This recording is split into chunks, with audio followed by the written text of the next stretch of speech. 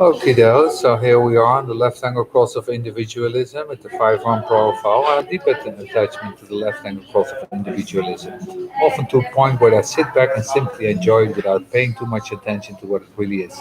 Everything about my work is the exaltation of the individual. Everything about human design is about getting to the point where, when you recognize the essential truth of differentiation, you recognize the unique contribution that even individuals makes, how beautiful the individuals makes, how extraordinary the individual is. And again, I'm not speaking of the individual in the circuit sense. I'm speaking of separate units of beings. Then comes the left angle cross of individualism, and you wonder why you bother. These are the strangest creatures because they are individual, even for a freak like me, pure freaky individual definition. Left angle cross of individualism, I look at them and I think, God, they're freaky. It's like, wow, how do they survive? How is there even space for them on the planet? They're extremely provocative. Underneath, it's not the 2148 anymore. Underneath, it's the 5157, the shocking penetrating potential of ego, this bravado egoism of the 51, and the penetrating awareness of the 57. There's nothing more penetrating than the 57, which why is this left angle will lead to the cross of penetration, and that's what they really do to you. There is this penetrating, provocative individualism. And you think, is this what it's all about? Is this where we're going? But they are the embodiment of how the not self, despite itself, can remind you of an essential truth of nature. We are here to mutate the individual. We are here to mutate it as individuals. The 5-1 is very paranoid. That's one of the most interesting things about the 39-5 is that it looks out into the world and it thinks, what's their problem? The whole world, they don't know how things work. It seems so obvious. And it doesn't matter what anybody else does in the world. There's this sense of just have to do it like me. One of the most interesting things for me is about the cross of individualism is that it's the only expression on the wheel, these two variations, the sun in 38, the sun in 38, 38, 39, only two variations in the whole wheel of the genetic predisposition to be incredibly different. And the moment these beings are different, they want everybody else to be like them, and it will provoke the hell out of you. Anybody who isn't like that, this is not I want you to be like you, this is you have to be like me. It's such an irony, and of course, it's a fifth line. It's where irony lives. Then we go to the 5-2 profile on the left hand cross of individualism. My favorite is the 5-2 and the cross of individualism. You honestly don't understand how they survive. You truly do not understand how they can even stay in a body. You don't get it. They're so odd. The only thing that saves crosses of individualism is they have a lot of collective definition. It's like they can sort of mask it. No, I'm not really. No, I'm not really. But the 5-2 with a touch of individuality in the design, they are very weird, and they will do weirdest things. They will make the weirdest things. They will eat up the weirdest things. It's the kind of people that get up in the morning and throw half the paint tree into a blender. And when it comes out, it's the most disgusting concoction you've ever seen in your life. And it's only that, God forbid, you're a guest in the house because they have a glass in your face. Drink this, be like me. Oh my God, they're weird.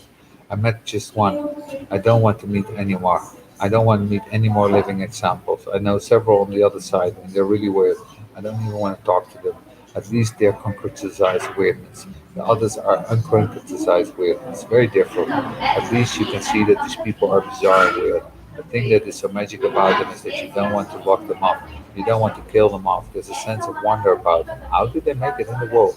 Who let them in? How did they ever get through school? There are some that you wouldn't even meet, and they look at them and think, oh my God, how did they get there? How's that nobody killed them? How's that they didn't die along the way? Oh, they're very such creatures. And there's this wonder in the rest of us, this kind of, I never forget the look on my son's face. I was living in Sedona. And while I was living there, they had a crazy guy. They called him the waver. This is a guy that walks up and down the street and he waves as the cars going by. The cops don't do anything. And the tourists drive by and give them wave back. This guy has a strong right arm. He's got a strong heart that's never going to give up. He's pumping blood in that heart.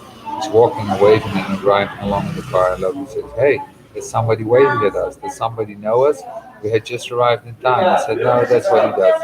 This is a collective child. This is what he does. And then it's room for them to go through life like this. And then he said to me, does he get paid? I said, no, he doesn't get paid. And he nods his head. The job's out. They are very bizarre creatures. And what they do is they teach all of us that they can get away with being really different. I noticed that the first time I came to the island, because I first came to the island, one of the first things that happened to me in my deconstruction process was that I put a longi on my head and I tied it around and I looked like some 12th century Arab with an Arab headdress and I was around. That was amazing. What I didn't see like anybody care. Oh well, nice to meet you. Okay, there's room for creatures like me. My favorite image. I had a little Italian mobilette, a little chow, and there I am on my chow in an Arab headdress with Abuja, my wife, sitting side saddle on the back of this chow. And we're driving along the main street in Santa Eulalia, and the German tourists are there with the cameras going like this, and nobody cared. This is the magic of individualism. She's a 39.5. She's cross of individualism. There are bizarre creatures, but it empowers you to your own bizarreness. Well, if they can get away with it, they don't get away with it. And you notice that human beings who don't care, they don't. One day you can't do that anymore now, but you could when it got there in the 80s. I see a driving by in a car. Well, calling it a car, it's really generous. It had no doors. It was so decayed it had assumed it was a license plate from the last century. There's a guy inside. You know that he's really in trouble and he's driving along. Nobody cared.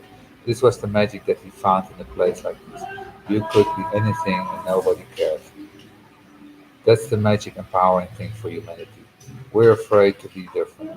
We're all afraid to be different. Every child is different to be afraid. To stand out means that you could be picked up. To stand out means that you have to take the heat. We're all conditioned with our openness to be just like anybody else. No, no. These creatures show us in the software though. It's not like there was a choice that you can come into the world. You come into the world, that's the way you are. But it's the environment. This is the heresy. The heresy, you can be whatever you like. You can be yourself and nobody will mind. They just go on with their lives. It's like, oh, nice to meet you. Anyway, there you go.